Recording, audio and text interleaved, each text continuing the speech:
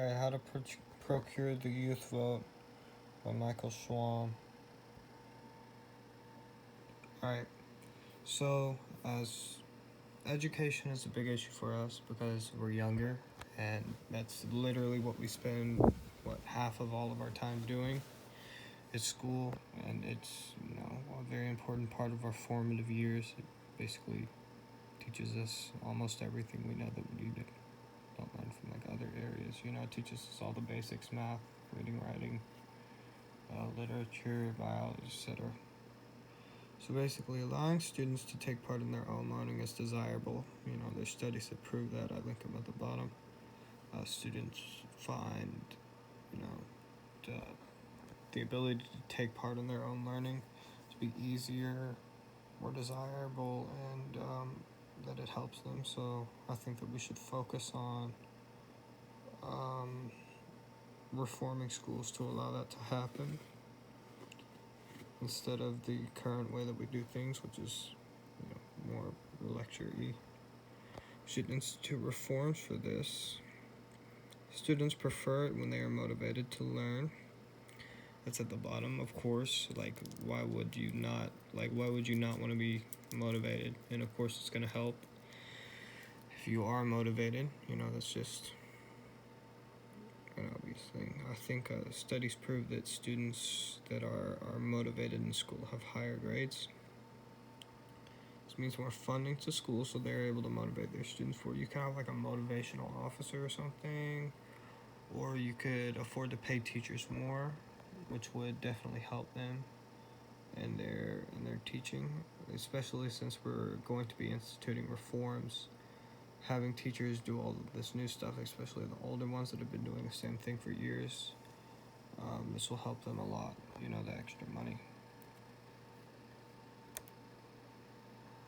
Oh, that's not mine yet.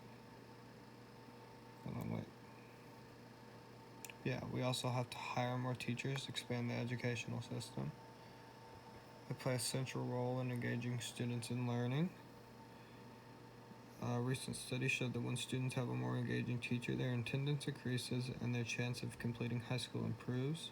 The authors found that engaging teachers are approximately as influential on high school completion as teachers who are highly effective at improving students' test performance. That's a very important thing to know, and we must institute reforms to expand this and change the education system to do this. And here's economics. Young people disproportionately favor left-wing economics. Over 50% of them view socialism as in a positive light. This means we have to. We have to adopt more left-wing views. As you know, with Bernie Sanders, he had a lot of the youth vote. The youth is, for the most part, more apathetic in their voting, but you see the massive youth support that he garnered. So supporting such things as Medicare for all, as I said earlier, in regards to education, we could support a free and or affordable college. That's one of the big things why a lot of youth people are voting for Joe Biden, is because they don't want to go into $80,000 of student loan debt paying for 4 years of college. So if the first 2 years are free, or if it's all free, that would help a lot. Medicare for all is very expensive. Hundreds of thousands of Americans go into debt and go bankrupt every year due to medical bills. And this is more pronounced under the youth, especially now that we're in a recession and they're growing up during this time. We should strive to make things more affordable. Everybody wants that, really. Well, except for those that are hardcore, anti-socialists, we can't give the poor's health care because that's communist, stuff like that. They're against it, but for the most part, the youth is for it. As I said earlier, over 50%. Here's the study down here, right there. All right, here we got marijuana. This is a token issue, especially recently. Many younger people have been drawn to the fact that hundreds of thousands of people have been in prison for years for an eighth of weed. It's becoming a very large issue among younger voters. We saw this with Bernie Sanders. A lot of people, this was a key issue for him. You know, he spoke about it a lot, that we should end the federal ban on marijuana, and that we should revoke the sentences of other people who were sentenced wrongfully for having marijuana. Among the youth, almost all of them support legalization of marijuana, and at least using it medicinally. Gen Z also disproportionately uses marijuana, and they hold a favorable view of it, with over 75% of them wanting to legalize it, as I said earlier. Yeah.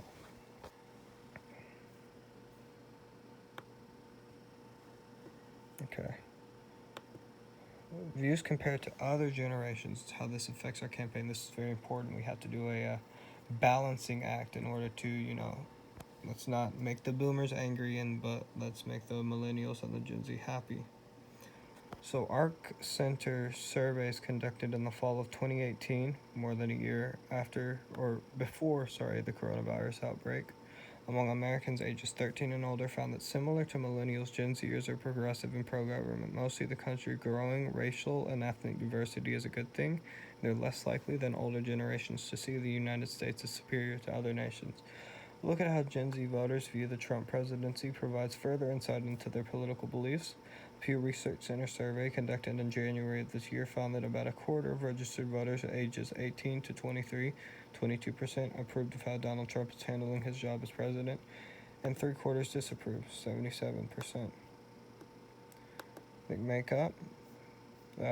Different ethnicities hold different views, so we got to take this into account.